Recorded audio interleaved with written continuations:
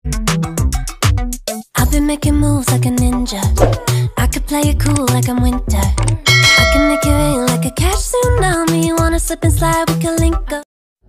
Hi guys, ito na po ang last part ng ating video. As you can see sa aking likuran po is napakagandang pagmasdan po ng sunset. O diba, nilubos-lubos ko na talaga. Pati puno ng ipil-ipil, dinamay ko pa. Kasi alam niyo naman, bihira na tayo makapunta dito.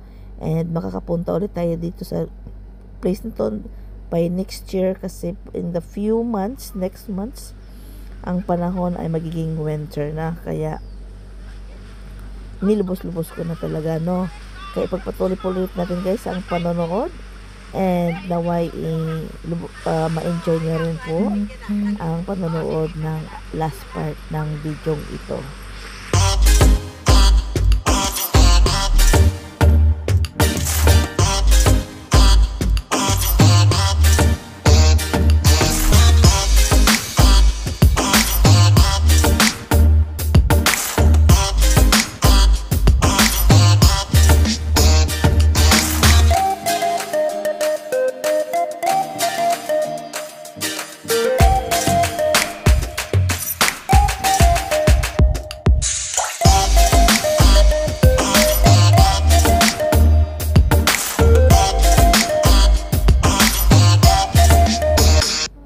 Guys, as you can see po, kami po ay naglalakad na po at this time papunta po sa pier or sa Pantalan kasi kami po ay pauwi na.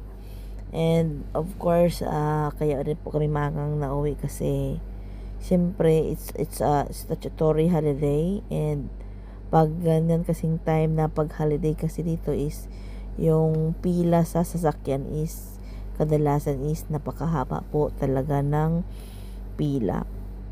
So nakikita pa rin po natin dyan guys ang sunset. I think this one is like it's like around 6 PM. Napakaganda pa rin ng sunset tingnan. And patuloy po ulit tayo sa panonood ng ating video.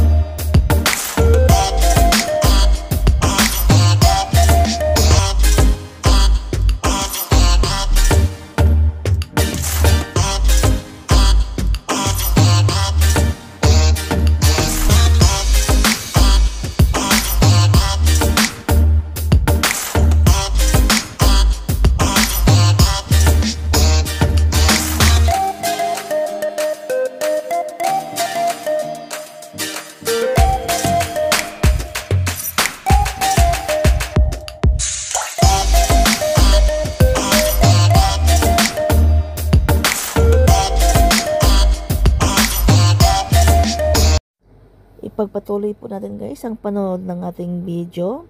At this time po is masasabi mo talaga na iba talaga ang atmosphere ng gabi kumpara sa tanghali. Kasi as you can see po doon sa second part ng ating video, yung mga kainan is mostly is empty. But on the night time po, ang nakikita din naman po, ang mga kainan po is buhay na buhay talaga.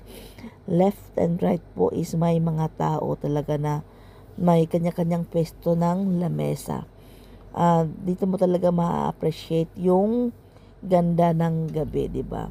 Kasi iba naman din yung pag sa araw, iba din naman yung ma-appreciate mo. Mas lalo mong na-appreciate ang each country or ang each island or saan mang iba yun ng mundo pag gabi talaga dahil sa kanya mga ilaw at kung ano-ano pa man.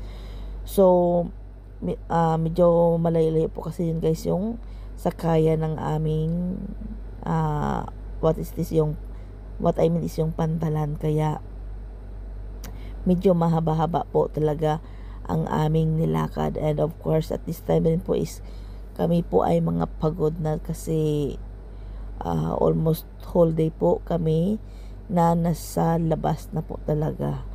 Kaya ipagpatuloy po ulit natin ang ating panonood sa last part na ito, and naway kayo po ay nag-enjoy, and sana po ay subaybayan niyo pa rin po ang ating mga susunod na mga video.